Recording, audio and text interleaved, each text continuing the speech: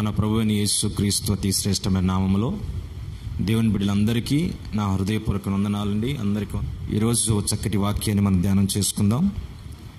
ద్వితీయోపదేశ కాండము 23వ అధ్యాయము 14వ వచనాన్ని మనం ధ్యానం చేసుకుందాం. నీ దేవుడైన యెహోవా నిన్ను విడిపించుటకును నీ శత్రువులను నీకు అప్పగించుటకును నీ పాళెములో సంచరించుచుండును గనుక ఆయన నీలో అసహ్యమైన దేనినైనను చూచి నిన్ను విడువకుండునట్లు నీ పాళెము పరిశుద్ధముగా ఉండవలెను. ఈరోజు దేవుని వాక్యం ఉంటున్న ప్రియ దేవుని బిడ్డలారా, చక్కటి వాగ్దానపూర్వకమైన మాట ప్రభు ఈరోజు మనకిస్తూ ఉన్నారు. మనం ఆరాధిస్తున్న దేవుడు మన మధ్యలోకి దిగి వస్తూ ఉన్నారు. ఆయన అంటాడు, నేను నీ పాళెములో సంచరించుటకు ఇష్టపడుతున్నాను అని. అయ్యా, నువ్వు నా పాళెములోకి ఎందుకు వస్తున్నావు అని మనం అడిగితే ప్రభు చెప్పే మాట ఏమిటంటే, నిన్ను విడిపించుటకును నీ శత్రువులు నీకు అప్పగించుటకు నేను నీ పాళెములోకి వస్తున్నాను గనుక నీళ్ళు అసహ్యమైన దేనిని చూచి నిన్ను విడవకున్నట్లు నీ పాళెము పరిశుద్ధముగా ఉండవలెను. నా ప్రియ దేవుని బిడ్డలారా, మనం ఆరాధిస్తున్న దేవుని యొక్క గొప్ప అభిలాష ఏమిటంటే పరలోకపు మహిమను విడిచి నరులమైన మనతో సహవాసం చేయాలని ఆయన ఆశ.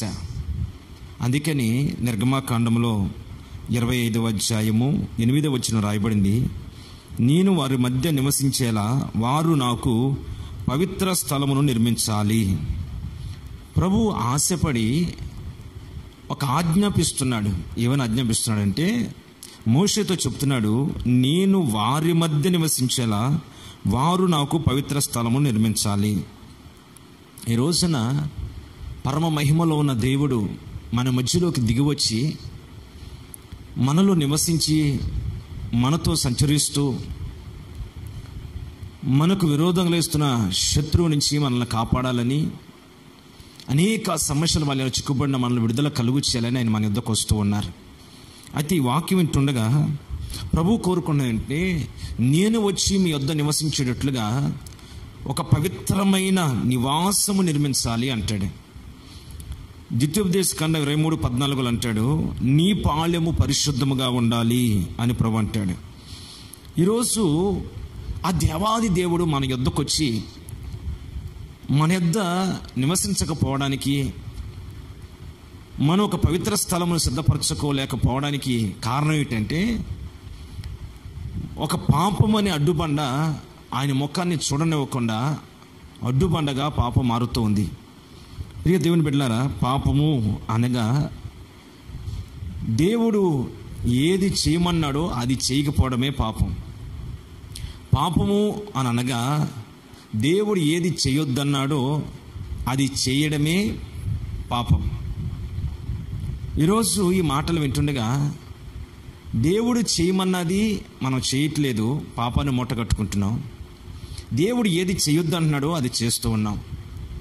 దేవుని యొక్క ఆశ ఏమిటంటే, నేను మీ వద్దకు వచ్చి మీలో నివసిస్తే మీరు అన్ని విషయాల్లో విడుదల పొందుతారు, మీ శత్రువు మీ చేతికి అప్పగిస్తాను. దాని నిమిత్తం ఒక పవిత్రమైన నివాస స్థలము నాకు ఏర్పాటు చేయండి. నేను వచ్చి మీ పాళెములో సంచరిస్తాను. సంచరించినప్పుడు మీ పాళెము పరిశుభ్రంగా ఉండాలి, పరిశుద్ధముగా ఉండాలి.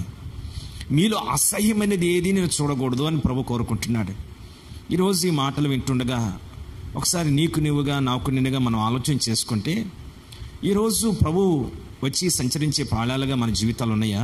పాళెము అనగా మన ఈ జీవితం, ఈ హృదయం అనేది దేవునికి పాళెం. పాళెము అనగా మన కుటుంబం, మన నివసిస్తున్న స్థలం, మన ఇల్లు. పాళెము అనగా దేవుని మందిరం. ఈరోజు దేవుని మందిరము కానీ, నీవు నివసిస్తున్న ఇల్లు కానీ, అలాగే నీ బ్రతుకు కానీ దేవుడు వచ్చి నివసించడానికి నివాస యోగ్యముగా ఒక పవిత్రమైన స్థలముగా ఉందా? అసహ్యమైన కార్యాలు ఏమైనా జరుగుతున్నాయా? ఒకసారి చాలా జాగ్రత్త ఆలకిస్తే పరిశుద్ధ లేఖనాన్ని బట్టి కొన్ని విషయాలు మనం ఆలోచించేద్దాం.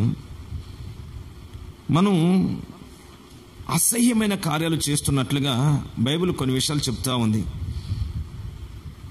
యెషయా పుస్తకం 59వ అధ్యాయము మొదటి వచనాన్ని మనం చదివితే, యెషయా పుస్తకం 59వ అధ్యాయము మొదటి వచనాన్ని మనం చదువుదాం. రక్షింపనేరక ఉండినట్లు యెహోవా హస్తము కురచ కాలేదు, విననేరక ఉండినట్లు ఆయన చెవులు మందము కాలేదు. మీ దోషములు మీకును మీ దేవునికి అడ్డముగా వచ్చెను, మీ పాపములు ఆయన ముఖమును మీకు మరుగుపరచును గనుక ఆయన ఆలకింపుకున్నాడు. మనం చాలాసార్లు ప్రార్థన చేసుకుంటూ ఉంటాం, ప్రభువా ఈ సంవత్సరం ఈ సమస్యల నుంచి విడుదల పొందాలి, చాలా సమస్యలతో సతమతం అవుతున్నాను, శత్రువు నా మీద అతిశించిన పరిస్థితులు ఉంటేనయ్యా, ఈ పరిస్థితుల నుంచి నన్ను విడుదల చేయి, విడుదల చేయి, విడుదల చేయి, విడుదల చేయి అని ప్రతిరోజు మానక ప్రభు సన్నిధిలో ప్రార్థన చేస్తూ ఉంటాం. ప్రభు కూడా ఆశ ఉంది, నీ వద్దకు వచ్చి నీ పాలెములో సంచరించి నీకు విరోధం కలిగిస్తున్న సమస్యలను అణిచివేయాలని ప్రభు కూడా ఆలోచన ఉంది. అయితే ప్రభు కొన్న ఆలోచన నీ జీవితంలో ఆశ్చర్యకరంగా మార్చబడాలంటే ప్రభు అంటాడు, నీ పాలెం పరిశుభ్రంగా ఉండాలి, అంటే నీ జీవితం పరిశుద్ధంగా ఉండాలి, నీ ఇల్లు పరిశుద్ధంగా ఉండాలి, నీ సేవ చేస్తున్న సంఘము పరిశుద్ధంగా ఉండాలని ప్రభు అంటాడు. మరి ఇంత ప్రార్థన చేసినప్పుడు ఎందుకు ప్రభు ఆలకించట్లేదు? కొన్నిసార్లు కుమిలిపోతూ ఉంటాం. అయితే ప్రభు ఈ యెషయా గ్రంథం ద్వారా మాట్లాడుతున్నాడు, మన దోషములు దేవునికి మనకు అడ్డముగా వస్తున్నాయి అంట.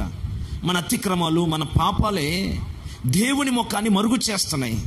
ఈ రోజున ప్రియ దేవుని బిడ్డలారా, దేవుని నుంచి ఏ మేలును ఆశించినా, దేవుని నుంచి ఏ ఆశీర్వాదం కోరుకున్నా, దేవుని ద్వారా ఏ సహాయమును పొందుకోవాలనుకున్నా దేవుడు తప్పక నీకు సహాయకుడిగా ఉంటాడు. అయితే దేవుని యందు భయభక్తులు కలిగి ఉన్న నీవు చెడుతనమును అసహించుకోవాలి. చెడుతనం మానుకోవడం కాదని అసహించుకోవాలి. చెడుతనమును మానుకుంటే మళ్ళీ రేపు చేయొచ్చు ఆ పని, ఆ పాప పనులు మళ్ళీ పడవచ్చు, మరలా నీ హృదయం ప్రేరేపణ కలగొచ్చు మానుకుంటే. కానీ నువ్వు అసహించుకున్నావు అనుకోండి, మరలా తిరిగి వాటి వైపు చూడడం, మరలా తిరిగి ఆ పనులను చెయ్యవు. అంటే నువ్వు మానుకోవడం వేరు, అసహించుకోవడం వేరు. ఈ రోజున నీ ఇంటిలో ప్రతిరోజు కూడా నైలు ఇలా ఉండకూడదు, నైలు ఎప్పుడు శుభ్రంగా పెట్టుకోవాలి అని ఒక మనసు నీకుంటే ప్రతిరోజు శుభ్రంగా పెట్టుకుంటావు, నీ మందిరాన్ని శుభ్రంగా పెట్టుకుంటావు, నీ జీవితాన్ని శుభ్రంగా పెట్టుకోండి, వాడే సెల్ ఫోన్ విషయంలో కూడా దాన్ని పరిశుద్ధంగా వాడుకోవడం ప్రారంభిస్తావు, నీ ఇంటి ముందు శుభ్రంగా పెట్టుకుంటావు.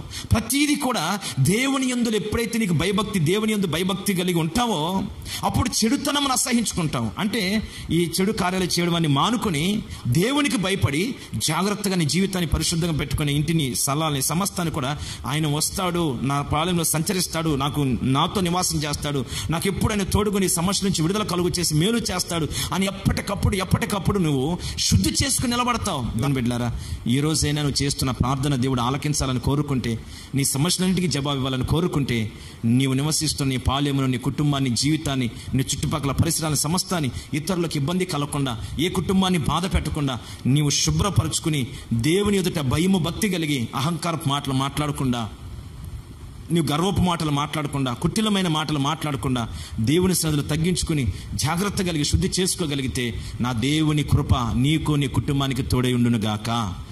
ప్రార్థన చేసుకోండి. ప్రేమగల తండ్రి, ప్రభువానికి స్తోత్రం నాయన. ఈరోజు నీ మాటలు విని నీ పిల్లలు నీ సన్నిధిలో మోకరించి ప్రార్థన చేసుకుంటూ ఉన్నారు. ఇప్పటి వరకు ఈ సమస్యలు తొలగిపోవట్లేదని వేదన పడ్డారయ్యా. అయితే ఈరోజు మీరు ఒక వాగ్దానం ఇచ్చారు, నేను మీ పాలెంలోకి వస్తున్నాను, నీ సమస్యలను నేను తొలగిస్తాను, మీతో నివసించి మిమ్మల్ని నా ప్రజలుగా మార్చుకుని నేను మీకు దేవుడినై ఉంటానని చెప్పారు. ఈరోజు ఈ లోకములు ఏ నరునికి నేనంత సమీపంగా నేను నమ్ముకున్నాను, ఎందు భయభక్తులు కలిగిన మాకు మీరు సమీపంగా ఉన్న దేవుడిగా నిలబడ్డారు ప్రభువా. అందును బట్టి నీకు మనసారా స్తుతిస్తున్నా, అందును బట్టి ప్రభువా నీకు పాదాభివందనములు చేస్తున్నామయ్యా. ఈ రోజు ప్రభువా నీ సన్నిధిలో ఒక తీర్మానం కలిగి ప్రార్థన చేసుకున్న ప్రతి కుటుంబాన్ని మీరు దర్శించండి. మరి ఏ సమస్యలో ఉన్నా ప్రభు వారి సమస్యల నుంచి విడుదల కలుగు చేయండి అయ్యా. శత్రువు కమంద అస్తమలో నుంచి ప్రభు వారిని విడుదల చేయమని ప్రార్థన చేస్తున్నాను. రోగాల నుంచి విడుదల కలుగు చేయండి, ఆర్థిక ఇబ్బందుల నుంచి విడుదల కలుగు చేయండి, పిల్లల భవిష్యత్తును పాడు చేస్తున్న సాతాను కట్లోంచి విడుదల చేయండి, పాప ఉచ్చులోంచి విడుదల కలుగు చేయండి, ఒక పరిశుద్ధంగా బ్రతకడానికి కృపను దయచేయండి. విరోధంగా లభిస్తున్న సమస్యలన్నీ యేసు నామములో అణిచివేయబడునుగా. అద్భుతమైన కార్యం జరిగించి ఎవరెవరు ఏ సమస్యలో ప్రార్థన చేసుకుంటున్నారు ఆ సమస్యలన్నిటిలోంచి మీరు విడిపించి శత్రువుల చేతులకు అప్పగించి ఒక గొప్ప జీవితాన్ని కలుగు చేయమని ఘనత మహిమ ప్రభావానికి మాత్రం ఆరోపిస్తూ యేసు పరిశుద్ధ నామములో ప్రార్థన చేసి స్తుతించి వేడుచున్నాము తండ్రి. ఆమేన్.